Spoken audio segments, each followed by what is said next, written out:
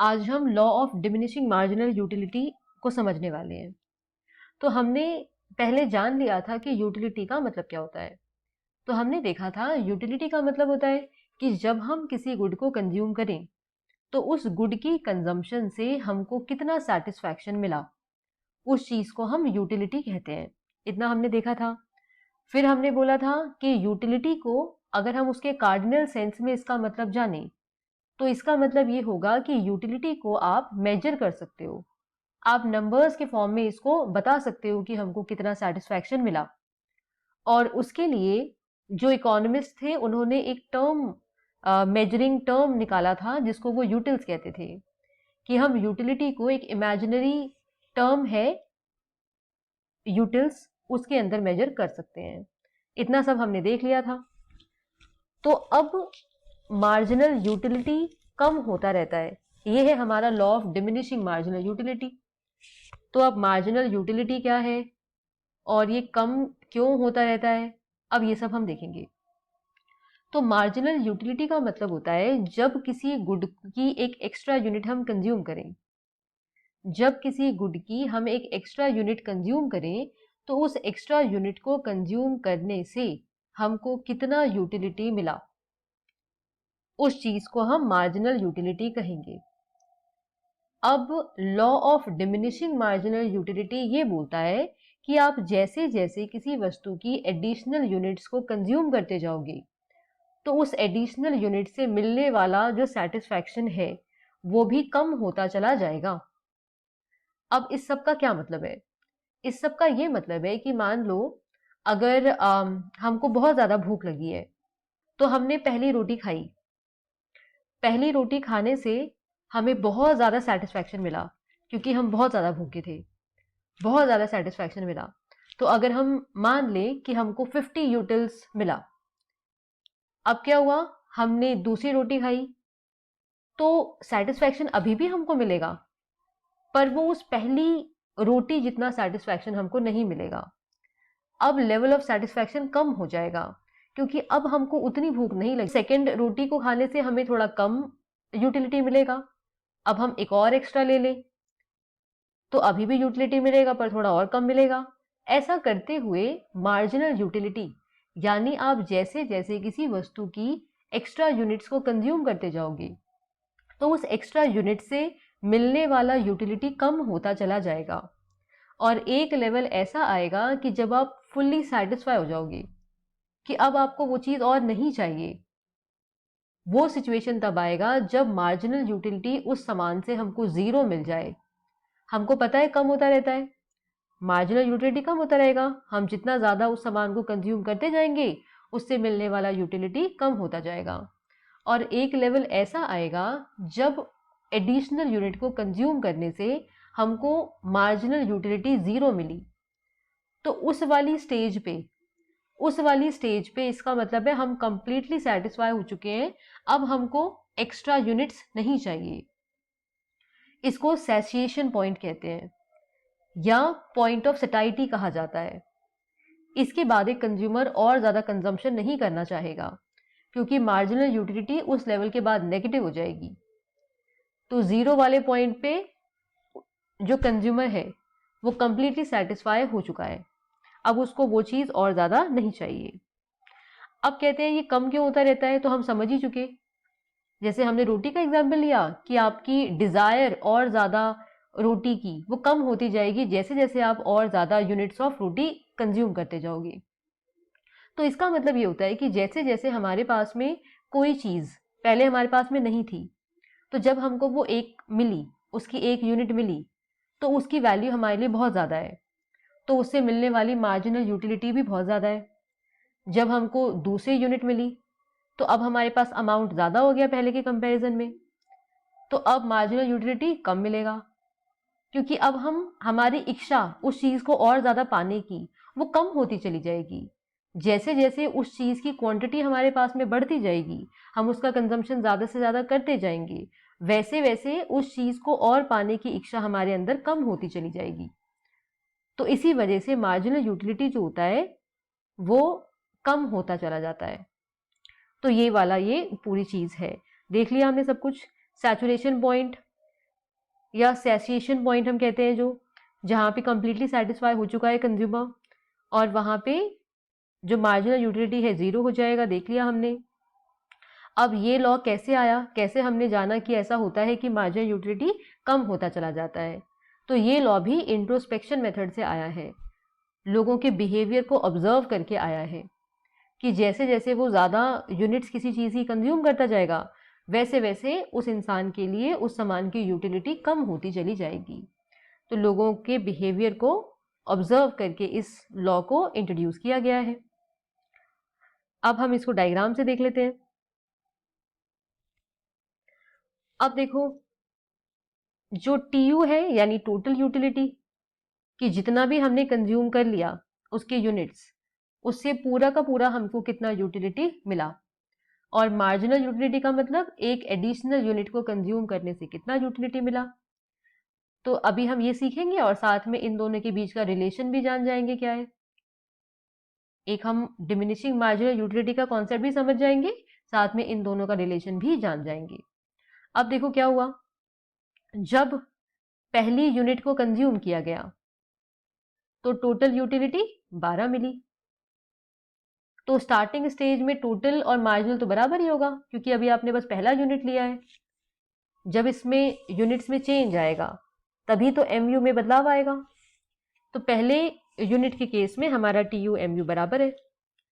अब क्या होगा, जब उसने 2 यूनिट्स कंज्यूम करी, यहाँ पे एक कंज्यूम किया 12 मिला, दूसरी यूनिट कंज्यूम करी तो दूसरी यूनिट के कंज्यूम करने से अब उसको टोटल यूटिलिटी कितना मिला, तो यहाँ पे भी कुछ मिला, यहाँ पे भी कुछ मिला, कुल मिला के उसको 22 मिला। तो 2 यूनिट्स को कंज्यूम करने से टोटल यूटिलिटी 22 मिली, पर इस एक्स्ट्रा यूनिट को कंज्यूम करने से कितना मिला। यानी अब हम ये देखेंगे कि दूसरे वाला जो यूनिट था उसको कंज्यूम करने से कितना मिला।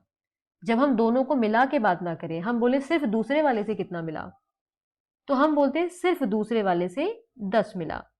जैसे हमने रोटी का एग्जाम्पल लिया था, पहली रोटी से 12 का सेटिस्फैक्शन मिला, दूसरे से 10 का मिला, पर टोटल कर देंगे तो 22 हो जाएगा ना। तो इन दोनों को मिला के 22, तो यहाँ पे 2 यूनिट्स को कंज्यूम करने से टोटल यूटिलिटी तो 22 है, पर सेकंड वाली को कंज्यूम करने से कितना मिला, तो 10 मिला। अब ऐसे अगर हम आगे बढ़ते चले जाएं तो हम देखेंगे जब थर्ड यूनिट कंज्यूम किया तो थर्ड यूनिट को कंज्यूम करने से और भी कम यूटिलिटी मिला, सिर्फ 8 मिला। अब इन तीनों को कंज्यूम करने से कितना मिला टोटल, पहली यूनिट, दूसरी यूनिट, तीसरी यूनिट, तीनों को जब कंज्यूम किया तो कितना मिला, तो हम इन सबका टोटल कर देंगे, वो यहाँ पे लिखा जाएगा विच इज 30। और आगे बढ़ गए, फोर्थ यूनिट कंज्यूम किया तो हमको 6 मिला। अब टोटल निकालने के लिए चारों का यूटिलिटी एमयू को ऐड कर दिया जाएगा। इस तरह से कंटिन्यू होता जाएगा। तो अब हम देख सकते हैं एक चीज हम देख सकते हैं कि देखो एमयू कम होता जा रहा है। पहले 12, 10, 8, 6, 4, 1 और इसके बाद नेगेटिव भी चला गया, इसके बाद नेगेटिव भी चला गया।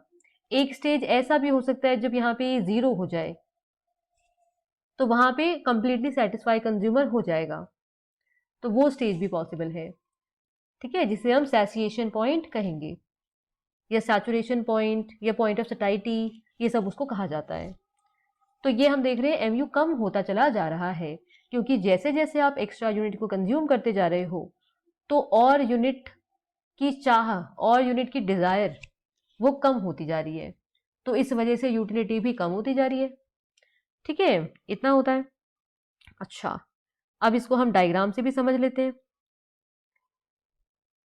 अब डायग्राम देखते हैं इसका क्या हो रहा है डायग्राम के अंदर। इससे इन दोनों का रिलेशनशिप भी क्लियर हो जाएगा और हम देख लेंगे कि यूटिलिटी जो एमयू है उसके साथ क्या क्या हो रहा है। तो हमने बोला था एमयू तो कम होता रहता है, उसी को हम law of diminishing marginal utility कहते हैं। तो इसीलिए हमारा एमयू वाला कर्व डाउनवर्ड स्लोपिंग है, क्योंकि ये कम होता चला जाता है। जैसे जैसे आप वस्तु की क्वांटिटी बढ़ाते जाओगे वैसे वैसे तो ये कम होता चला जाएगा। जब क्वांटिटी, ठीक है, यहाँ पे Q1 थी तो हमको इतना मिल रहा था यूटिलिटी मार्जिनल, जब हमने क्वांटिटी बढ़ा के इतना कर दिया, Q2 कर दिया, तो मार्जिनल यूटिलिटी भी रिड्यूस हो गई। तो इस तरह से हम बोल रहे हैं जितना क्वांटिटी बढ़ेगा मार्जिनल यूटिलिटी उतना कम होता चला जाएगा। इसीलिए हमारा MU वाला जो कर्व है वो डाउनवर्ड स्लोपिंग है। एक पॉइंट होगा जब ये 0 हो जाएगा, तो जब इतनी क्वांटिटी को कंज्यूम किया गया तो यूटिलिटी 0 मिल रही है। इस पॉइंट पे जो हमारा कंज्यूमर है वो कंप्लीटली सेटिस्फाई हो चुका है। अब अगर इससे भी ज़्यादा कंज्यूम किया, Q5, Q6 ऐसा कुछ कंज्यूम किया, तो मार्जिनल यूटिलिटी नेगेटिव हो जाएगा। तो हम बोलते हैं इस पॉइंट पे जहाँ पे मार्जिनल यूटिलिटी 0 है, उस पॉइंट पे कंज्यूमर को जो सेटिस्फैक्शन मिला है वो हमारा मैक्सिमम है। हमारा TU कर्व यहाँ पे मैक्सिमम है। तो जब MU 0 है उस पॉइंट पे टोटल सेटिस्फैक्शन मैक्सिमम है। अगर उसके बाद भी कंजम्पशन किया जाएगा तो हमारा TU घटने लगेगा। TU घटने लगेगा क्योंकि हमारा MU नेगेटिव हो जाएगा। MU के नेगेटिव होने की वजह से TU घटने लगेगा। अब देखो क्या कुछ दिख रहा है। MU तो थ्रू आउट घट रहा है, स्टार्टिंग टू एंड MU घटता जा रहा है जैसे जैसे क्वांटिटी बढ़ती जा रही है।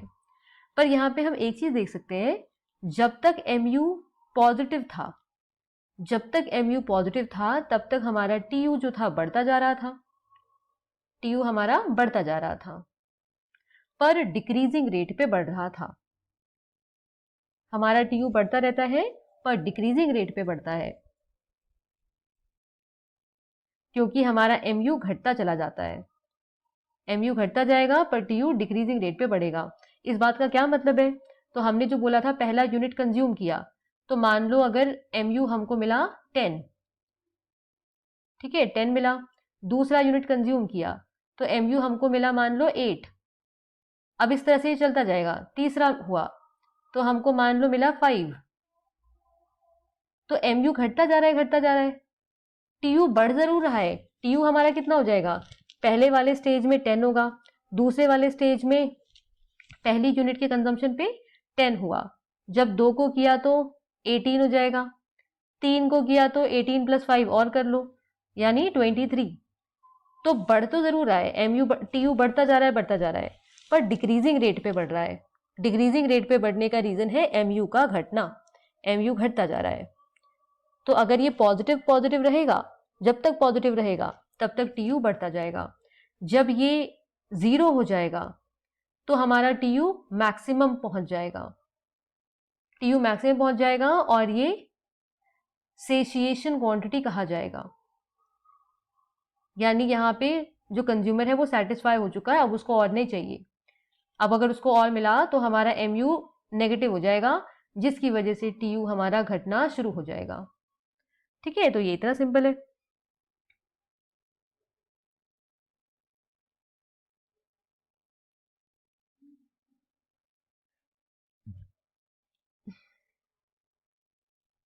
अब हम कहते हैं कि इसका इंपॉर्टेंस क्या है, क्यों हम ये जाने मार्जिनल यूटिलिटी का, जो कि मार्जिनल यूटिलिटी डिमिनिशिंग है, इस लॉ को जानने का क्या फायदा है, क्या इंपॉर्टेंस है, कहाँ पे काम आएगा। तो ये बहुत इंपॉर्टेंट है। एडम स्मिथ से एक बार पूछा गया था कि ऐसा क्यों होता है कि पानी बहुत जरूरी है हमारे लिए पानी बहुत जरूरी है, फिर भी उसका प्राइस इतना कम ना के बराबर है, और डायमंड हमारे लिए जरूरी नहीं है, उसके बाद भी उसका प्राइस इतना ज्यादा है, ऐसा क्यों है? तो फिर कि अगर हम यूटिलिटी के हिसाब से बात करें तो पानी की यूटिलिटी तो बहुत ज्यादा है, फिर ऐसा क्यों है कि पानी का प्राइस इतना कम और उसका प्राइस इतना ज्यादा है? बात का जवाब एडम स्मिथ दे नहीं पाए थे, पर इस कॉन्सेप्ट के बाद इस क्वेश्चन को आंसर किया जा सकता है। तो मॉडर्न इकोनॉमिस्ट जो थे उन्होंने इस बात को एक्सप्लेन किया, जिसको हम डायमंड वाटर पैराडॉक्स भी कहते हैं, कि क्यों ऐसा है कि डायमंड इतना इम्पॉर्टेंट नहीं भी है, उसके बाद भी उसका प्राइस इतना ज़्यादा है, जबकि वाटर इतना इम्पॉर्टेंट है, उसके बाद भी उसका प्राइस इतना कम है। तो इसको डायमंड वाटर पैराडॉक्स कहा जाता है। अब इसका जवाब मॉडर्न इकोनॉमिस्ट दे पाए, मार्जिनल यूटिलिटी के कॉन्सेप्ट को यूज करके वो लोग इसका जवाब दे पाए। तो मॉडर्न इकोनॉमिस्ट का मानना था कि किसी सामान का प्राइस उसकी टोटल यूटिलिटी पे डिपेंड नहीं करता। उन्होंने इस क्वेश्चन को इस तरह से आंसर किया कि किसी सामान का प्राइस क्या होगा ये उसकी टोटल यूटिलिटी पे डिपेंड नहीं करता, वो डिपेंड करता है उसकी मार्जिनल यूटिलिटी पे। तो ये एक बहुत इंपॉर्टेंट बात उन्होंने कही। अब हम अगर बोलें कि हमारे पास में पानी है और हमारे पास में डायमंड है, तो पानी का मार्जिनल यूटिलिटी डायमंड से कंपेयर करें तो कम होगा। रीजन ये है, पानी बहुत ज्यादा अवेलेबल है। जो चीज जितनी रेयर होगी, जितनी कम अवेलेबल होगी, उसका मार्जिनल यूटिलिटी उतना ज्यादा होगा। मार्जिनल यूटिलिटी उतना ज्यादा होगा तो उसका प्राइस भी उतना ज्यादा होगा। तो अगर हम पानी और डायमंड को कंपेयर करें तो इन दोनों के कंपैरिजन में डायमंड बहुत रेयर है, बहुत कम अवेलेबल है, और पानी बहुत सारा अवेलेबल है। तो इस वजह से डायमंड से मिलने वाली यूटिलिटी, मार्जिनल यूटिलिटी, पानी के से मिलने वाली मार्जिनल यूटिलिटी से ज़्यादा होगा। इस वजह से डायमंड का प्राइस ज़्यादा है। तो इन्होंने उस बात को एक्सप्लेन किया। अब इस कॉन्सेप्ट का इस्तेमाल और कहाँ हो रहा है, तो मार्शल ने इसका इस्तेमाल कंज्यूमर सरप्लस को समझाने के लिए भी किया। इसको हम डिटेल में बाद में कभी डिस्कस करेंगे, अभी बस इतना ध्यान रखना है।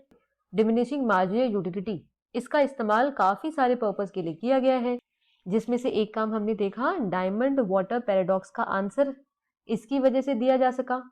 और दूसरा एक और इसका अगर हम देखें कहाँ पे इसको अप्लाई किया जा सकता है, तो हमने देखा जो मार्शल है उन्होंने कंज्यूमर सरप्लस के कॉन्सेप्ट में भी इसका इस्तेमाल किया।